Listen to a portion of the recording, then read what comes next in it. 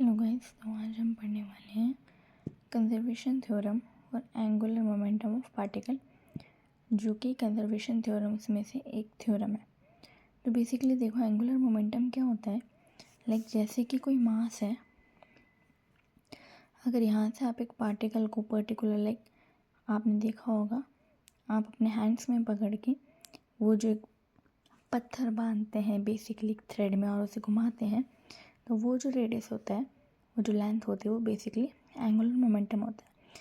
Same देखिए क्या क्या रखा है, एंगुलर मोमेंटम को जिसको हमने डिनोट किया एल वेक्टर से, एक पार्टिकल पी का जिसका मास एम है किसी फिक्स पॉइंट ओ पे, तो उसे हम कैसे डिफाइन करेंगे, L vector is equals to R vector into P vector, where P is an particle and R is the radius of that particle.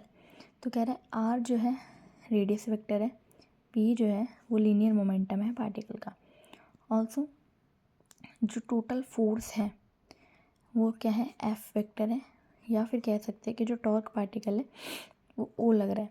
तो देखो, जो टॉर्क होता है वो आर इंटू एफ होता है, हमें पता है। और एफ जो होता है, अगर हम उसे करेंगे तो रेडियस तो सेम आ जाएगा, और एफ क्या आएगा, डी पी वेक्टर अपॉन में डी टी। पी वेक्टर हमें पता है क्या होता है, मोमेंटम होता है। अब टाउ को हम कैसे लिख सकते हैं, आर इंटू, अब जो मोमेंटम होता है वो किसके बराबर होता है, मास इंटू वेलोसिटी। तो डी बाई डी टी के साथ में हम एम वी लिख देंगे। इसको मान लेंगे इक्वेशन नंबर 2। इक्वेशन नंबर हमारी 1 यही रहेगी। उसके बाद क्या करना है, कुछ नहीं करना है, बस ये जो है D by D T of R into P, इसमें क्या करना है कि अब ये जो हमने लिया था, इक्वेशन नंबर 1 ली थी, इसका डेरिवेटिव करना है।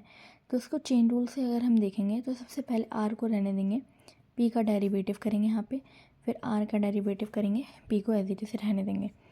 आर को करो, मोमेंटम सेम एम वी हो गया, और यहाँ पे देखो आर बाई टी हो रहा है, तो ये कितना हो जाएगा, वी हो जाएगा। मोमेंटम हमारा होता ही एम वी है।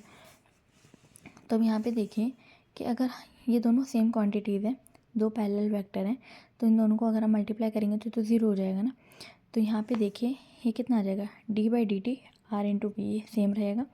उसके बाद हमारे पास ये वाली जो क्वांटिटी है ये तो ज़ीरो हो चुकी है, अब बची हमारे पास ये वाली क्वांटिटी, तो इसको हम यहाँ पे एज इट इज़ रख देंगे।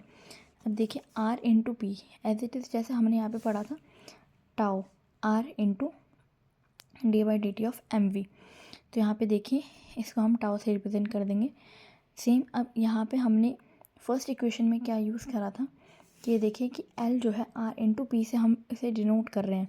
तो अब यहाँ पे जो आर इंटू पी है इसकी जगह एल पुट कर देंगे, इसको हम मान लेंगे क्वेश्चन नंबर 3। अब क्या करना है, अगर जो टोटल टॉर्क है पार्टिकल पे वो ज़ीरो है, तो कितना हो जाएगा, डी एल वेक्टर अपॉन में D T is equals to zero. अब अगर हम इसे इंटीग्रेट करेंगे तो एल जो है हमारा कॉन्स्टेंट आ जाएगा 4। तो इसी की वजह से हमें पता चलता है कि जो एंगुलर मोमेंटम है वो हमारा, क्योंकि कांस्टेंट है, यहाँ पे कांस्टेंट का मतलब होता है कंजर्व है, तो यहाँ पे जो एंगुलर मोमेंटम है वो हमारा कंजर्व है। देखिए इसमें एक एग्जांपल भी दे रखा है, जैसे कि जो प्लैनेट जो होता है सन के अराउंड, जैसे वो जो है रोटेट करते हैं, मूव करते हैं, उनके पास एक कांस्टेंट एंगुलर मोमेंटम होता है, मतलब उनकी जो एंगुलर मोमेंटम होता है एक पार्टिकल का वो कंजर्व हो जाता है। Thank you.